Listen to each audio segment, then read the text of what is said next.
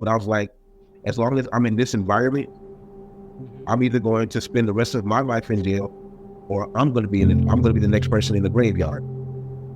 God. The lure of girls, and Mm. it just seemed like the life, which was funny because both of my parents are highly educated and highly degreed, and everybody assumed that I was going to be that way, and I chose a whole different path. But my mother, I think she knew, but she really didn't.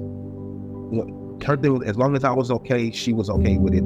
I thought, as kids, we think that we're hiding things from our parents and that they have no idea what we're doing. Yeah. But I'm pretty sure that she did know. My dad, he was disappointed because he's an educator. He's a teacher. So for me to not follow in his path and go to college, he was disappointed in that. But I had to explain to him, that I can't live your life following in your footsteps. I have to find my own way and establish my own identity. And I had to point that out to him, like, you chose your own path and you didn't follow your father's path. So you can't expect me to follow your path when I had to find my own way like you followed your own way. You were not even considering anyone saying you anything like, hey, do your own business, I'm doing my business. What made you change that? Okay, what I'm doing is not correct for me. I got to change. So what was the day? What happened that you completely changed? I had a lot of friends that were going to jail. I lost a lot of friends to death, and it started getting too close to home. I got to the point where I got married and I had a son, and I didn't want my son to grow up like me.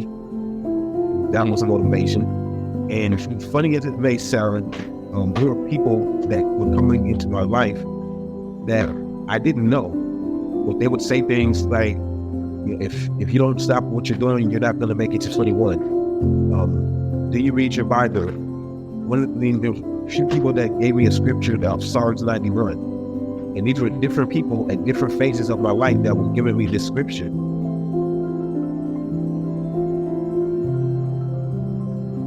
And today I have with me a very special guest.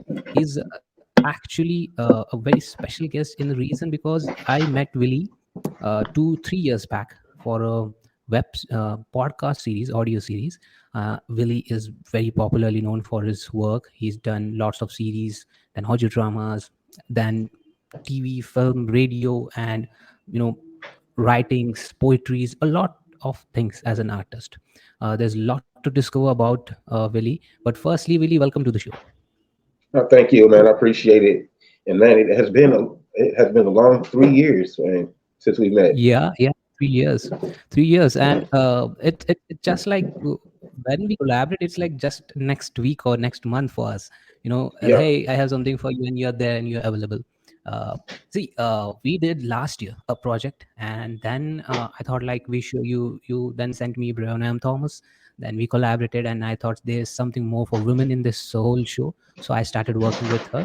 You got busy with Yep. your books, your web series, all these things that you were busy on. And then suddenly I thought, hey, I have something for Brianna. And we were interviewing. So that's where I came to know, okay, Willie did play a major job in connecting with both of us. And then I thought, okay, I got a good setup now. So I can interview you in a very better way. So yeah, that's it. And the one more thing, before we move on to your journey as an artist and how we started, to everyone, I'd like to share one story that how we got connected is long back in 2020. I was looking for a podcast series which was audio drama series by the name Royal Highs, and there was not even requirement of character which is Willie's age. Mm-hmm. Then he suddenly said, hey, I'd like to work even if it is not my age. I'd like to just pass on my voice, and if it fits then it's good. And when I heard his voice, and I thought, okay, I can get something for him. And that's where the whole thing started. Like, he was completely Yep. interested. And yep, and that's where the whole thing started. So it's been like 3 years, and I'm still feeling the same energy with you. Whenever I talk to you, I just have to message you and say, hey, I got something for you. And you'll say, okay, tell me when we want to do it, and you get things done. So that's it. Yep. And now, hey, now tell me about, before we jump on to your current projects and what's going on, tell me about how were you as a kid. That can you take back to your childhood days. How were you as a kid, studious or very like sports athletic student, or what Uh, kind of vibe you had when you were a kid? Well, I wasn't into sports. I tried it, but I was a little bit on the short side. I tried out for Okay. football and I Okay. tried out for wrestling, and I didn't quite make it. I did Hmm. I did play basketball for a brief moment in like middle school or junior high school, however they call it. But other than that, I was pretty much a bad kid. I stayed in a lot of trouble. I was always fighting. Um, but I had a baby. I had a younger sister. I'm the oldest. I'm the oldest of three, Okay. and I was always very protective of my baby sister. So even though I got into trouble a lot, I was always there for my sister whenever somebody decided that they wanted to, you know, I guess fight Uh, her or bother her. yeah. I did my You job as a big brother. So got. Like, how were you in like school days? As I mean, like, good grades, uh, a successful student. But you told you were yeah, like very mischievous. But like in studies, were you? What was your favorite subject? Like, um, any subject you remember your favorite subject? my favorite when I was always was English and math. So I was English and always maths. good at I was always good in school. I always got good grades. I just had a I think what they said is because because I was so smart that I got bored quick. So that's why I always found mischievous things to do to basically keep from Okay. being bored. But I Okay. was always a good student as far as Mhm. classes went. I did what I was supposed to do in class, and Yeah, yeah, yeah. it's just everything else that kept attracting my attention. Okay, okay, got it, got it, got it. How was your college phase? You went to college? Let me first tell me that. I did not go. I tried to go to college once I graduated, but at the time, it wasn't for me. Um, Mm-hmm. I got involved in the street life Okay. because How there was how was money your there. street life? Very, very hectic, very crazy. I did 30 years as a young member, um, Oh, doing things on the streets that we shouldn't be doing, and I probably shouldn't be saying out loud. But that was my life at the time. I mean, my role models when I was growing up were Al Capone, Jesse James, Billy the Kid, Bonnie and Clyde, mm, and I always thought that that's what I wanted to be when I grew up was to be a gangster. oh. Okay, okay, okay. So that's why you got these kind of looks, in your films and series that you do. Yeah, That's where which is you suit best in that phase, in that aura, all that thing. What was the reason you lived a street life? Was there any chance to change it when you were living, or you got no way? You just have to live that life. Was there it was anything?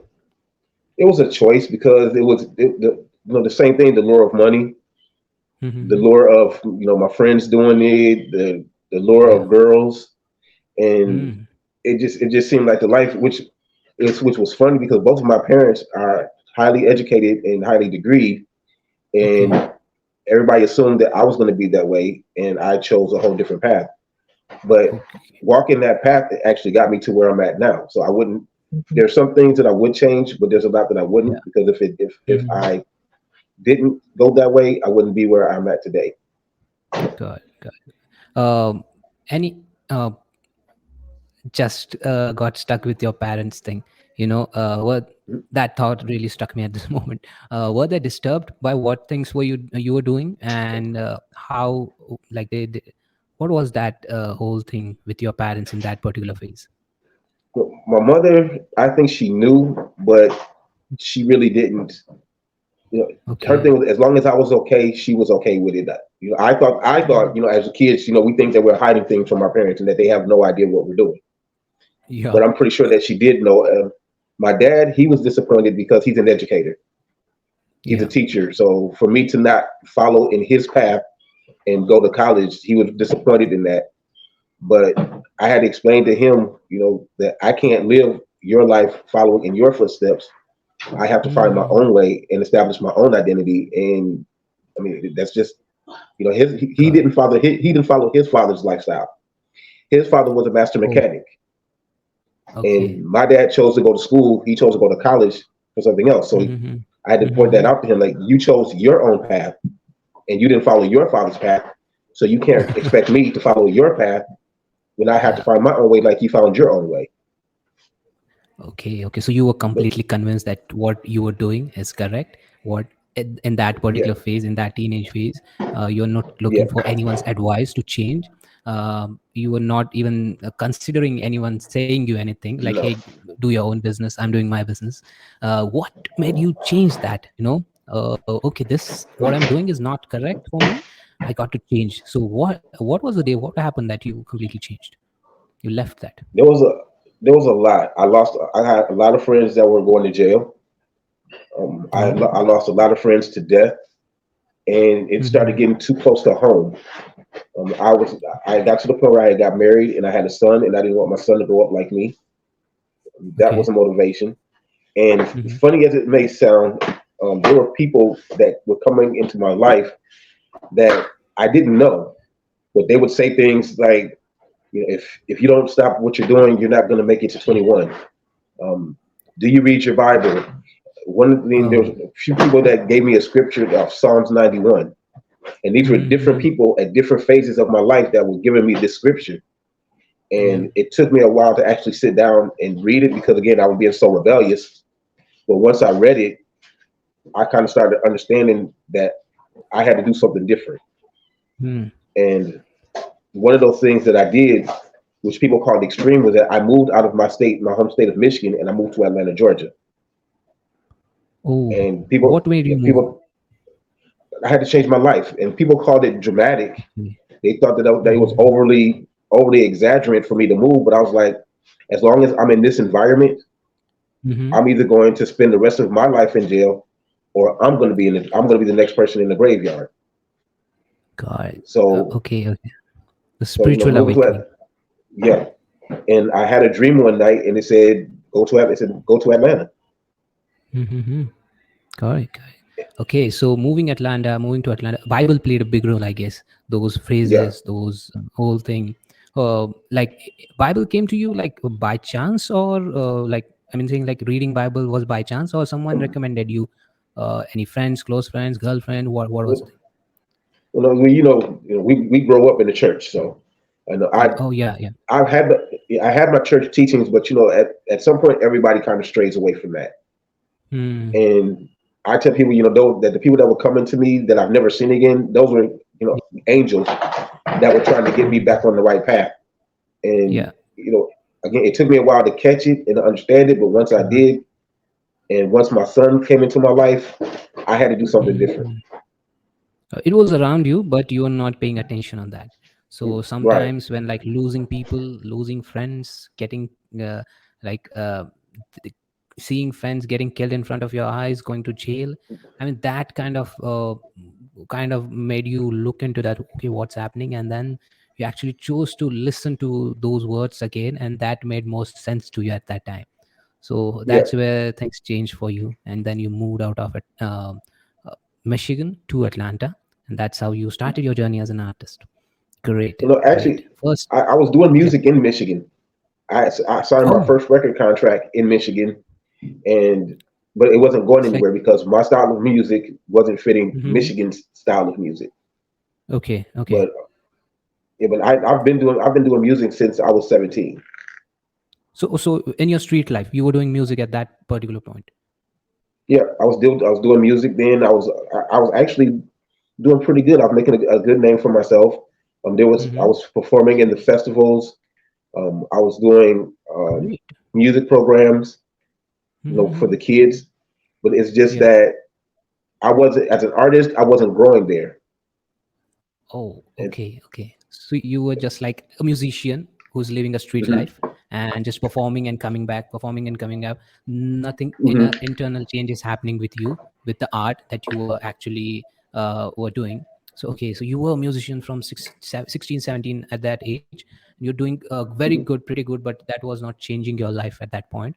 You were just doing shows. I No, guess you were just daily job or daily wages kind of thing, just minimum yeah, amount you're getting, and that was running your food and all kind of things.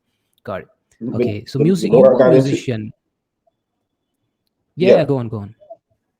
oh yeah, the music kind of helped me Mm-hmm. because it was showing me a different thing. It was putting me in front of different people again. Like I said, I mean, I signed my first record contract. It was a Shady record contract, but I signed my first contract and I released my first album, and Okay. it just kept. I just never stopped doing music. How old were you? Were you in Michigan at that particular point? Yeah, Yeah, you told me you I weren't, was. but I was in Michigan, and I signed my first record contract in mhm, 2000. 2000. Okay, okay. So what was Shady like? Can you tell? And does this kind of thing happen today also? Can you make someone aware Uh, of this? yes, it still happens because the record business is still the record business. And Mm-hmm, on my end, the breach of contract came was because they weren't promoting my music like they should have been, mm-hmm. and Okay, they were trying to take the copyrights to my music, and I wouldn't allow them to have it. And oh, one of the things that I tell up and coming artists now is don't pay attention to the dollar signs on the contract. mm-hmm, mm-hmm. Read the contract. Read the contract, understand it, ask questions, Okay, because the industry is not designed for the artist to make money. The artist is the contract is designed for the record label to make record money. labels to make money. Got it, got it. You know, I know, But at at least that, that's how I put it this way. That's how it is here in the United States. Now, it mm-hmm. may No, be different in other. It may be countries. different in other countries, but here in the Mm-hmm. United States, it's a system where the businesses make the money and the artist is still struggling, unless Got it. you're like Jay-Z or something like that. But Mm. Like 1% or 0.1%. right, Yeah, yeah. I mean, when it comes to business, it's same everywhere. So when you talk about shady deals, it happens in every country. So there's no any other terms when it comes to business. Business is like same thing. When someone gets something, and that's how we make profit. And I guess it may be it like it should be happening in any other countries, like in United States. But I guess that was the first break. This is kind of a rookie mistake. This is kind of something that you do as a newbie. You don't pay yeah, attention to what are they going to do with my voice, but you just need work. You just need that particular validation, that attention as an artist, so that can change your life. So some other music label or some other song will come to you, and this is how you learn. But this is the great thing that yeah, happened with you is you got your music. Even they played a shady part, but it also taught you a lesson. Okay, this kind of right, things will happen, and even though you know your talent, but now in case to protect you, you should be aware of this particular things, so then it cannot harm you in later days, like this phase of your life. Okay, so thank you for sharing that particular thing. So now you came to Michigan. No, you left Michigan, you came to hmm Atlanta, Georgia. So, do you remember, like, you were already a musician, now entering into a film and entertainment, like movies, web series, and not like major, but like independent. So there's difference, you need to find out people. yes, Yeah, you need to find out people. You need to be with the teams. Independent filmmakers are completely different from studios, what they do. This is completely carrying out their whole dream in their one body, and then finding out people and hmm then connecting, getting things done. So it's not easy with the payment things also. So do you no. remember what was the yeah, yeah, yeah. So do you remember what was the first what do you say, first day, first shot, how things happened to you, the day one of Willie D. Davis as an actor? That I would have to give credit to Bobby Peoples Okay. and the People's Network, because he was Mhm. the person that gave me the opportunity to be in my first movie. Okay. And I was actually supposed to just be an extra. And Oh. what happened was there's supposed to be two guys that were supposed to be the hitmen. Mhm. And because Bobby was an independent producer, an independent filmmaker, he didn't have the money to pay. So they chose to not show up.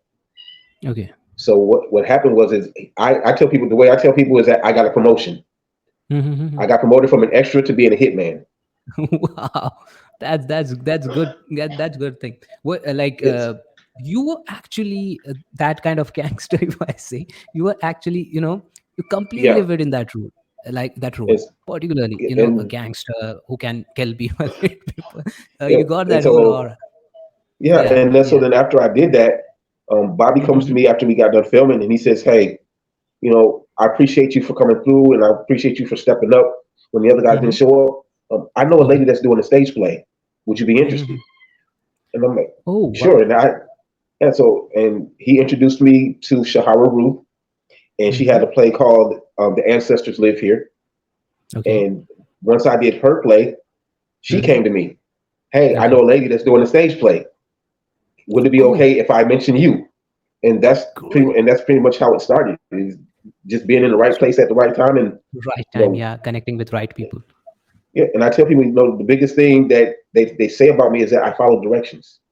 Mm-hmm. Yeah, I yep, yep, show that's up, true. That's very true. yeah, I show up, I follow directions. I do because again, it's not my project. Now, Yeah, even when when we did the Royal Heist, yeah, and yeah, yeah. you kept sending it back to me saying, I need you to say it this way, and I need you to say it this way.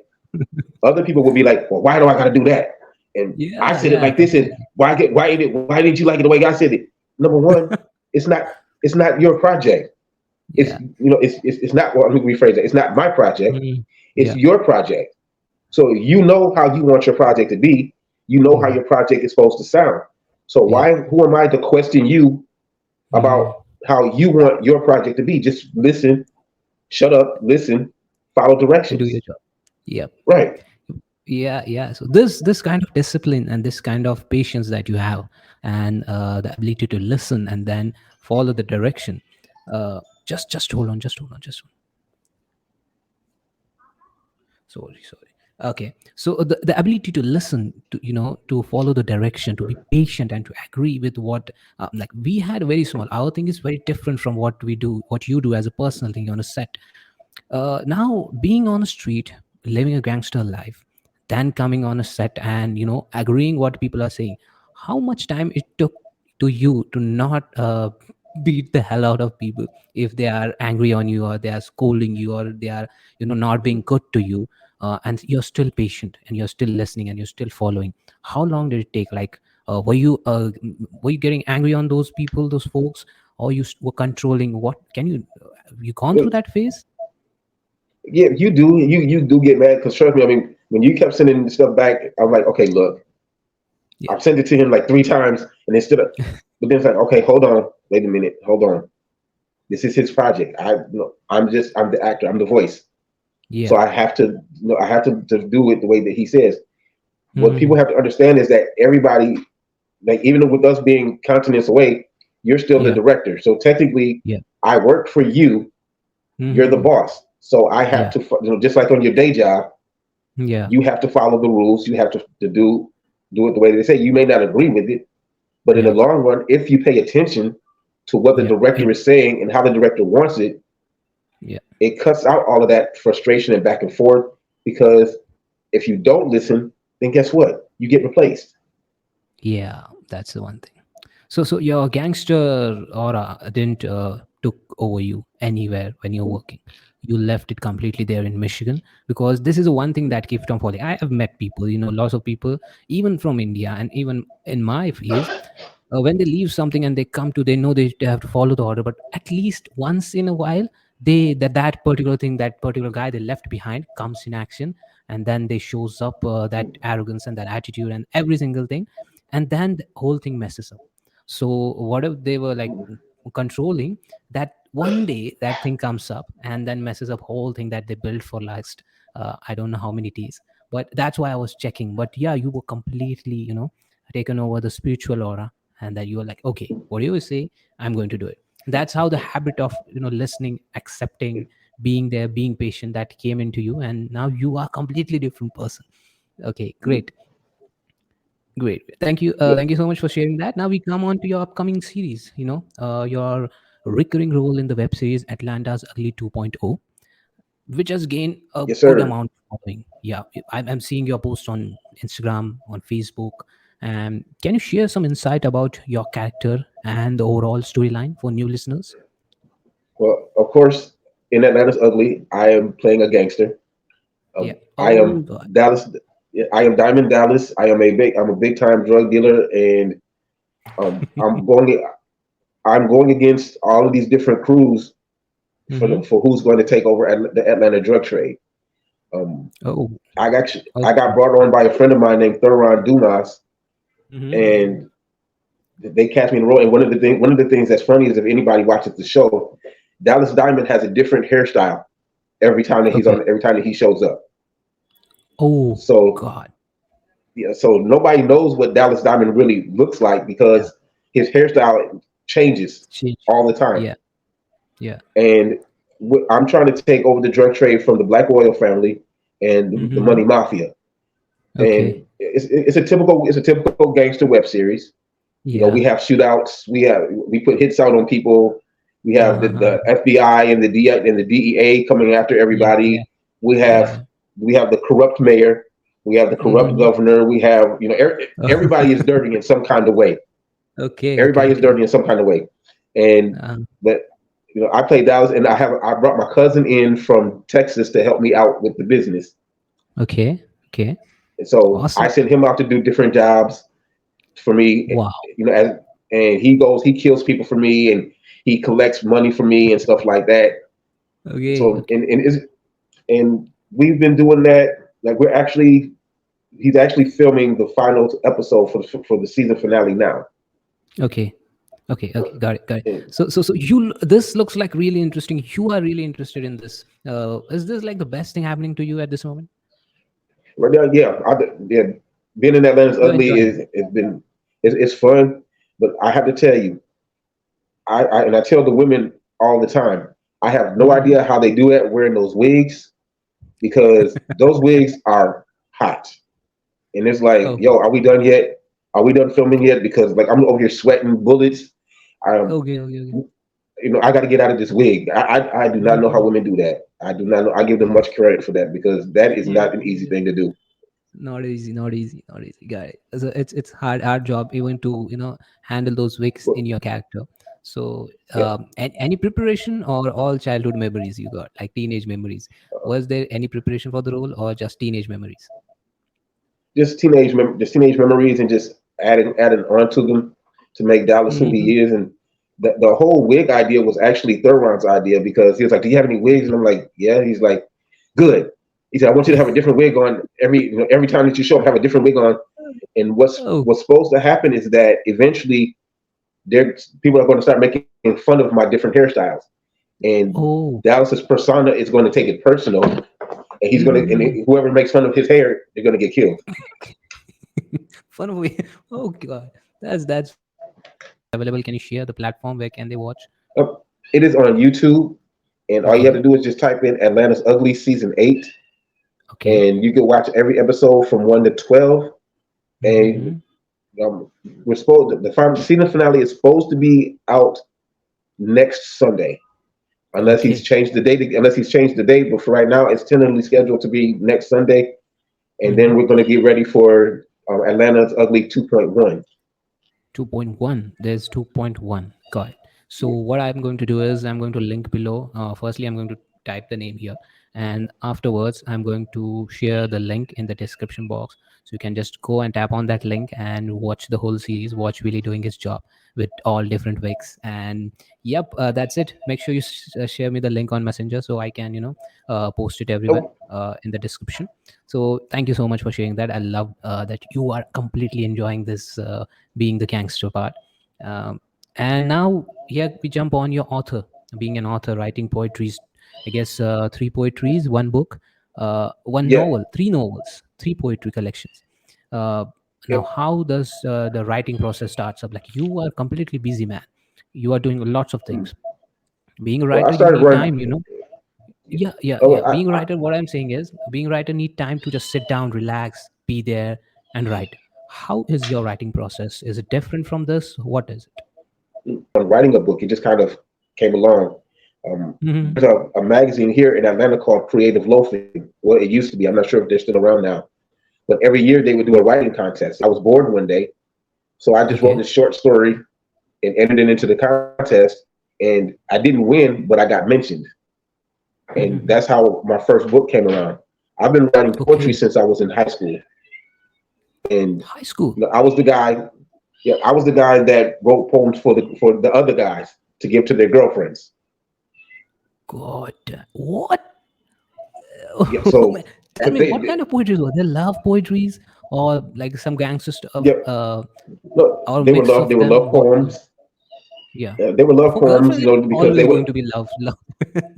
yeah, For and girls, it's they wanted all to yeah, impress the girl, and yep, but yep, they yep. didn't know how to write, and somehow they figured out that I knew how to write poetry. So they were like, Okay. "Well, look, I need something to say to this girl, and can you write something?" And I would start writing something, and Oh God. they would tell their homeboy, And then Mhm. all these guys were coming to me to write poetry for their girls, and then eventually, Okay. people start saying you need to put it into a book. And again, the whole process of I'm not writing a Yeah. book of poetry. Nobody's going to read no book of Mhm. poetry. Yeah. Mhm. But as time goes on and we live and we learn, lo Yeah. and behold, I put my poetry into a book, and it's been three books now, three Three poetry books books. and three novels. 3 books, 3 novels. That's a great job, and it is natural for you, very natural. You just, And, and I guess that particular competition, I guess that magazine gave you kind of a hint. Hey, you can write something, and that's where it and, clicked. Okay, I'm going to write. This seems super easy, super fun, and it is kind of just another job. I'm not feeling hectic when I'm writing. I'm not getting bored. I am enjoying this process, and that's why it happened very quick. So but that is, and I I do didn't get know. I do Yeah, get go on, go writer's on. block every now and then, and I do Mhm. have to step away from it just to clear my mind, because Yeah. I have so many ideas in my head. It's like right now I'm trying to finish my seventh book. Oh, how many days you write in a month? Like, is there any schedule Um, you write, or you just write randomly?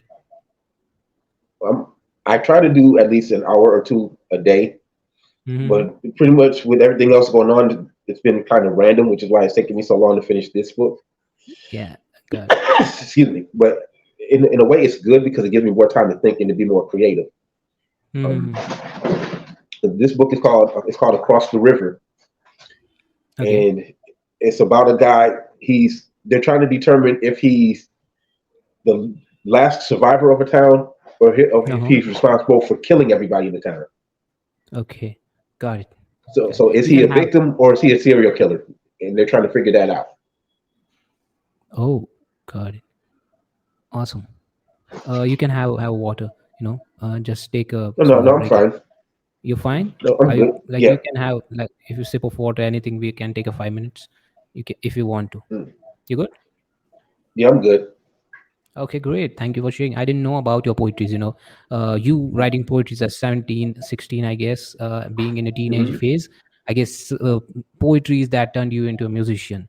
You Yeah, started writing poetries, then that's how the transformation happened. I didn't know that. So yeah, great work in doing that. And yeah, that's how you came. That's how the process of turning you into an artist, a street boy turning into yeah. an artist. That's how it happened. Great, thank you for sharing. And that's really interesting. You writing poem for other people to impress their girlfriends, and that's really cool. This kind of stuff happens in India. I didn't know it like this kind of stuff happen in the street life, but Oh it's yeah. happy to listen. I'm happy to listen that. Okay, what was the next thing? Yeah. So there's been a big rise in OTT from last 3 4 years. OTT platforms getting increased. So there are like 8 to 9, 10, 15. I don't know, lots of OTT platforms. 4 or 5 are major of Hmm. them, like Netflix, Amazon, Hulu. Then there's Peacock, like 4 or 5 of them, and there's a lot of them which are regionals. So with rise of OTT platform, how uh, that impacted your journey as an actor, how that impacted your artistic journey. Was it good, was it bad? You got more work, your schedule, how that particular revolution changed your journey as an artist, as an actor. No, it hasn't hurt. It hasn't hurt any. I have yet to be on a Netflix show. I would love to be on a Netflix show, but Yeah. what they do is they open up other opportunities for people. I mean, if you Mm-hmm. look at it in the right context, there are other avenues. It also helps the independent filmmaker as well to get them more Yeah. exposure. Mm-hmm. Um, but it hasn't really affected me that much. I mean, just the fact that they're available, Yeah. and I've had some projects that are on Amazon Prime. Yeah. I have some projects that are on Tubi, and Mm-hmm. that just broadens the audience because you never know who's watching. Yeah. And I've actually had somebody come up to me. I did a Mm-hmm. movie a few years ago called The Struggle 2, where I played a police detective. Okay. And this guy comes up to me and he says, "I recognize you." And I'm like, "No, you don't." He said, "Yeah, I Okay. just saw you on TV." And I'm like, "No, that wasn't me." He said, "Yes, yeah, you were you're a detective. You're a detective in a Oh, movie." And I'm like, "Oh yeah, that was me. Yeah, yeah, that was me." okay. Yeah. Okay. Okay. So it's an adjustment when people to actually be recognized, but it's a good Mm-hmm. thing. Yeah. Yeah. Yeah. I guess being on OTT platforms gives you wider audience. and gives you more independent filmmakers more chance, to present their work on a global level, on international level, if they gets Well, picked up, and sooner or well, later even you are with going to. even with your Yeah, project, yeah, with the Royal Heist, the stories, yeah, yeah, you're people have to understand this one thing. I'm yeah, in Atlanta, Georgia. I'm in the yeah, United States of America. yeah, You are in India, yeah. and we connected. You know, Well, over the ocean.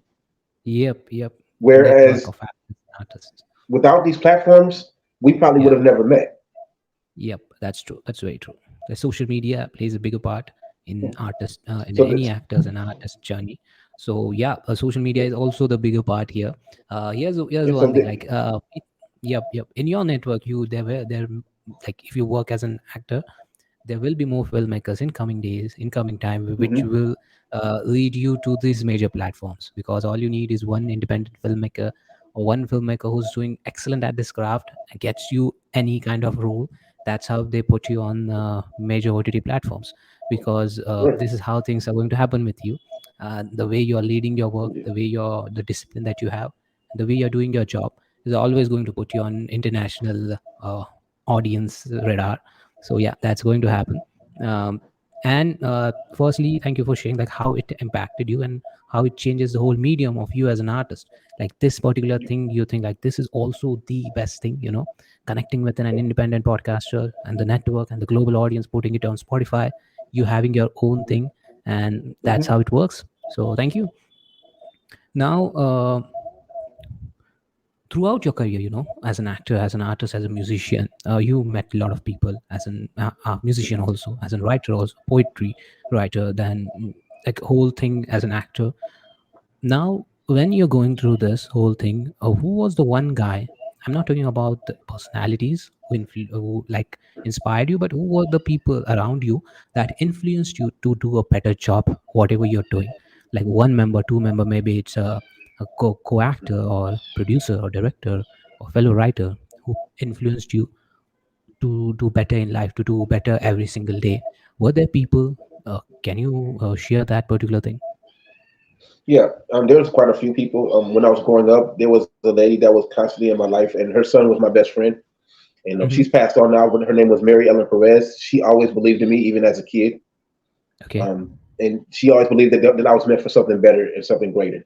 No matter what I was Oh. doing, she just kept that faith in me. Oh, Um, God, that's musically, good. my mother Hmm. was my influence musically because she was a gospel artist, and that's Okay. what got me into music. Wow. Acting, I would have to say London Beverly. She Hmm. is a play. She's a playwright here, and Oh, yeah, I Miss know. I heard from Breonna. yes, Miss London is. Let's just say she's very unique, Okay. and but she Okay. pushes you. She pushes you Mm-hmm. to be the best actor that you can be. She pushes you to learn your lines. She pushes you in ways that like how we talked earlier, how they will aggravate you and Yeah, frustrate yeah. you and make you Mm-hmm. mad. That is Miss London is the Yeah. total package of all of that. She will literally make you want to strangle her. Oh, But God. but at the end of the Mm-hmm. day, Mm-hmm. she has you to a point where you're supposed to be as an actor. Oh, great, great. She is She got very your on back. point. Yeah, but she will stress you out. She will make you mad. But Shaping but you you. but you She's actually shaping. yeah, but you can't help but to love her. Yeah. Got I it. mean, and Awesome. I tell people that if you can survive Miss London, you can survive anybody in this industry. Wow. Yeah, I guess Breonna is one of them. Breonna is one of Yeah, them, I guess. yeah, Brianna. Yeah, I met Brianna through Miss London. We have Mm-hmm. a clique. We're called the Robinson family. We're all Robinson family alumni. We've all played a different character in the Robinson family, Okay. and that's where I met Brianna. And when you said that you were looking for somebody, Yeah, she yeah. just happened to fit that criteria. She was the first person that came to my mind. Oh, wow. Thank you so much. She's really hardworking and talented, and yeah, she Mhm. survived uh, Mrs. London Beverly, and that's how you got the true artist inside you. She gets the best out of you all, and I'm hearing, and Yes. I'd love to interview her whenever I get time. whenever you guys meet, just tell me that I'd be happy to interview her. So Okay. whenever it happens, yeah, yeah, because I'm hearing and she sounds like really cool person, who Oh, can she. share her expertise and her journey. So that would be really helpful to other artists. So yeah, that is the one thing. And thank you for sharing it. That these you got different people and different in different what we say in genre. Like for example, Mhm. someone helped you in your mother helped you in the poetry. There's other woman who helped you, told you you're going to be a better person in this world. And then there's someone who helped you as an artist, Mrs. Landon Beverly. And these are 3 4 people who are like influenced you to be and to do better every single day. So yeah, Yes. got it. And uh how now here's one thing. I'd like to know, you do a lot of things. The first thing I came to know is you were awake at 1:26 a.m., 1 in the morning, 1 a.m. in the morning. And now yep. you're available 7 a.m. fresh, fit, fine with me with the fresh energy in the morning, 7 a.m., 5 to 6 hours of sleep, tens of 10, 11 things you do on regular basis. What work-life balance? What like how you maintain this work-life balance? This whole thing, how you maintain every single day, not like 1 day or 2 day. What is the thing that keeps you fresh, fit, fine? Well, what's funny is actually the military, because there Oh, was a day there was a commercial back in the day for for I okay. think it was either the Army or the Marines, and one of the Mm-hmm. things that stuck with me in the commercial was that we do more before 9 o'clock than most people do all day, and I was like, yeah, that was that was their commercial, and that was their way Mm-hmm. of trying to recruit you into the military. And I started thinking about Okay. that. Wait a minute, you do more. I mean, well, if y'all do more before 9 o'clock than I do before 9 o'clock, then I need to get up and I need to be just as on point as you. And Oh, that has been my motivation, is to get up and do more before 9 o'clock than most people do all day. wow. That's next level thinking. That's next level energy, next motivation that you have to do better. So this commercial led you to actually do a lot of things before 9, what people do Yeah, throughout the daytime. yeah. Okay, I try to and do as much as I is can, and then I still work a full-time job. I log into my job at 9 o'clock. I work until 6, and then it's right mhm. back to doing my business right after that, because Wow. you have goals to achieve, and you can't achieve them Yes, if you sleep yes. on them. Yep, yep. Not even sleeping, even not having the motivation, just being Mhm. lazy, not just sleeping, but just being lazy or not getting motivation or not having that fire inside you also plays a bigger part in not doing things. But you are the one guy who's available in night, in daytime, in early morning, late morning, all the time, and you are there available with the fresh energy, and you are there to do the work and get things done. So, is there spirituality playing a bigger part, meditation playing a bigger part? What are the things that you involved or just like normal? Everything is just like normal. No, I do have my days of laziness. Hmm. There are still those days where you wake up and you Yeah. just lay in the bed for a minute and get your thoughts together and get your mind together. I mean, I go through all of that, but then it's like, okay, time to get my day started, because I have stuff Yeah. that I have to do. Hmm. And So, you know it, God. so it's just like you said, it's the inspiration, it's the motivating, it's the self-motivation. You have to get yourself self-motivated. Okay, okay. So there's no yoga involved. There's no meditation involved. There's just pure energy that you have, Yeah, and I just probably pure motivation. yeah, I probably Yeah. need to meditate sometimes. That I have to learn how to do that part. Okay. Okay. Yep. Thank you for sharing. And it's still unbelievable for me that you manage all these things, and still be in the best energy that you got at this moment. So just keep doing it, and yeah, I'm hoping you keep on doing for next how many years.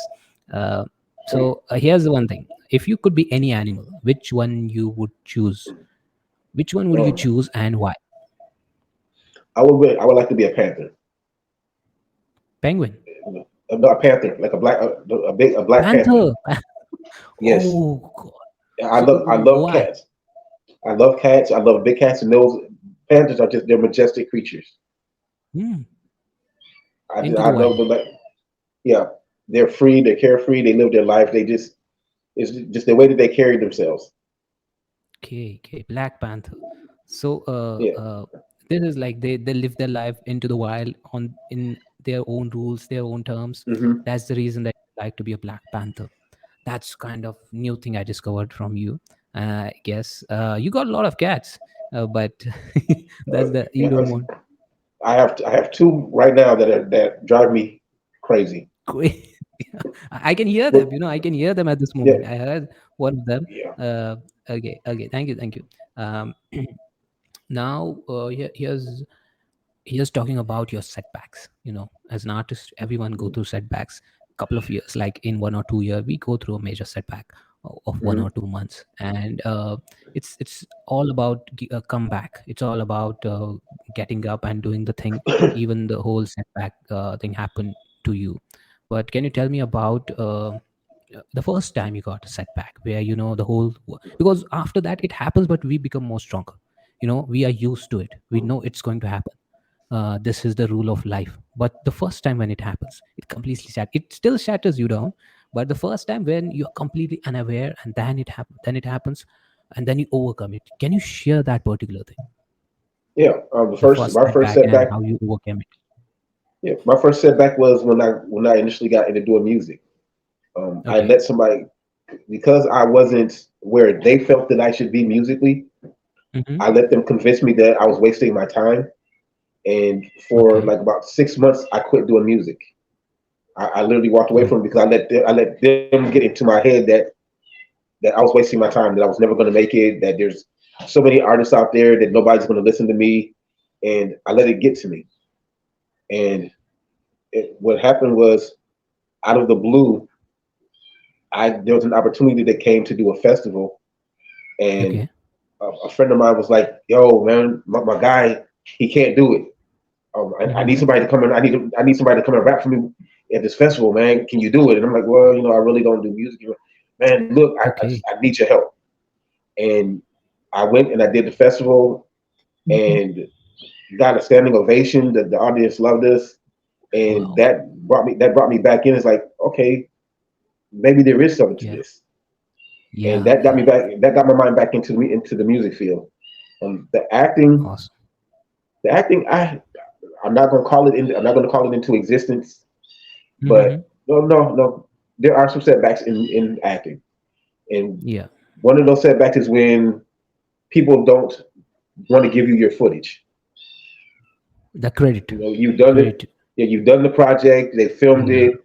They haven't, but then Mm. all of a sudden they don't want to give you your part, and Oh, that they kind of chop it sets you out. back. They cut it out. Or no, or they just don't give it. Like I have so many projects that I've done Mm. that I've Mm. never gotten a copy of, and I can't Oh, find the people that did it because they've literally vanished. That's a setback. That does something to you yeah. as well. And if you let it That's control you, different that kind of setback. yeah, it It will hurts set you you back. professionally. But at the same time, you have to let the setbacks build you, Mm. because for every setback, there's going to be a bigger comeback.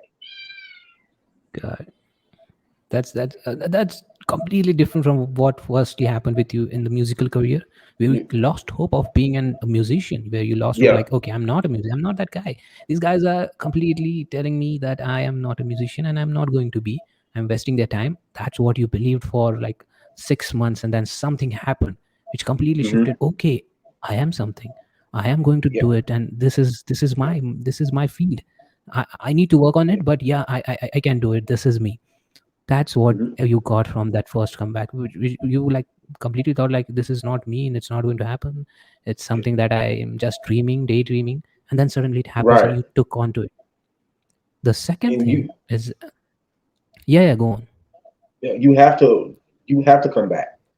I Yeah. mean, we like I tell people that the failure is not in the fact that you didn't make it. The Hmm. failure is in not attempting at all. Yeah. Stopping, like giving up, quitting. Hmm. Yeah. Okay.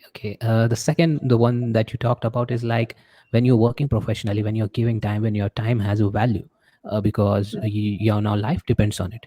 The money depends on it. What you're going to earn is going to come from that, because that is going to set up your portfolio, which is leading you to the Right. next work. This is how the industry runs. You get one work, then you move to another, and that one work leads to another. And when the work is getting chopped up, the people are vanishing and the whole thing is vanishing, your time is wasted, there's no other thing happening, and Right. that's completely trashing you, like draining you out kind of thing. Like you are uh, the mind is not working, you don't know what who to believe, what to do, and is there going to be any future of me? Even I'm investing my lot of energy and I'm meeting wrong people, and these guys are actually trashing out me as an artist. Like this is not the right way, and you also don't find like there's no light, there's no light of hope or even small bit, there's not some small ray coming in that's showing you, okay, there's going to be something completely in the dark. These things Right. like vanishing, even not giving you credit or chopping out your roles, is actually putting you into the dark, and that's very tricky and that's very confusing phase. You don't know what's going to happen with you. Is it going to be good, bad? Is it going to work? Why am I doing this? You don't find motivation even to do this thing. Just showing up on the set, it doesn't, you don't know, because you think like, what if these guys vanish? But that's where your inner energy comes in, and like, this is what I want to do in life. Right. So that plays very tricky part.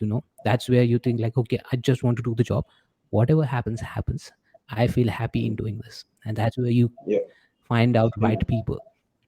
Thank you so much. This is kind of new experience, and thank you for sharing honestly this whole thing with me, because this might help someone who will be listening. Yep. uh, yeah. This is the last phase, this is the last part of the whole interview. Any advice you'd like to give to aspiring artists, of someone Yeah. like you coming from street, achieving this kind of patience, this kind of behavior, and then achieving these great things, which is very hard to do. So someone coming from street, someone not coming from street, but having no like hope, or doesn't know what to do, what advice you'd like to give to an aspiring actor or an artist, musician? It's well, like we just said earlier. It's just don't give up. Understand that I have another saying that you are your power, Mm. and don't give your power to other people, because a lot of the people that are putting certain information into you, they're people that don't want you to succeed, and they will Yeah. intentionally say things to you to make you doubt yourself, to make you question yourself. Whatever your goal is, stay focused on your goal. You're going to have obstacles. You're going to have roadblocks. You're going to have potholes. These are tests, because what it is that we put things. They say that you speak it into existence. Yeah. We say things that we put out into the universe, and the Mm. universe's goal is to test you to see how bad that you want what you say you want. I Yeah. wanted to be an artist. I wanted to be an actor. Well, guess what? I got caught into a shady record deal. Most people would have Mm. quit at that point. I kept Yep. going. I got into acting. I had people that didn't want to give me my reels. I had people that didn't want to that didn't want to act right. They didn't want to pay me. All of that stuff makes you want to quit, but those are tests.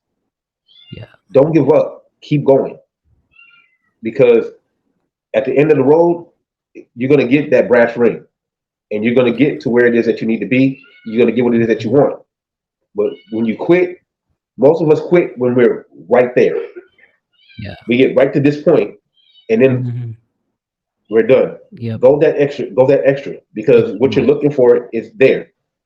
Yeah, that's where you need to be. When things go wrong, things are tough. Yeah, That extra mile that Willie is talking about, that's where you need to be there, no matter what. That's where you need to focus on the work rather than what's going to happen. That's where the right. thing becomes very, very, something that your stake of life depends on that. So great, thank you, Willie. Thank you so much for sharing this particular advice. It's been like our collaboration and the things we do, it's really great. It's great to have you with the same energy, and the same energy that you had 3 years back. You're still in that same aura and zone. So I'm happy, and I'd like to collaborate with you in coming projects. But here's the one thing, you will be there in the NYC crime time. I'm going to share the Okay. story in a couple of days, and you will be playing a detective. It will be NYC's one crime story inspired from true Okay. crime events. You're coming up with a fictional story, and that's going to be the third episode in that series. So to everyone, when this interview will be out after the story gets released, so make sure now you go and check out Willie's work with our show. I'm linking below NYC's crime time story down. So make sure you go and check out that story where he's playing detective and let us know how you liked it. So, and also I'm linking below Willie's social media accounts, his work on YouTube, on the platforms. and where you can see and watch his work and connect with him for any kind of projects. Just go and check the description box and connect with Willie, watch his work, connect with him via mail if you have any work and schedule and any things that you would like to collaborate with Willie. Just make sure you go and check it. Thank you, Willie, for sharing and being available. It's 7 a.m. in the morning. We talked 1:30 a.m. in the morning, and he said like, "Hey, 5 hours from now we'll be there." And I thought like he will not be there. I thought like, okay, let's take a chance. And when I messaged, "Hey, good morning, are you up?" And he's like, "Yeah, I'm ready." Like, what?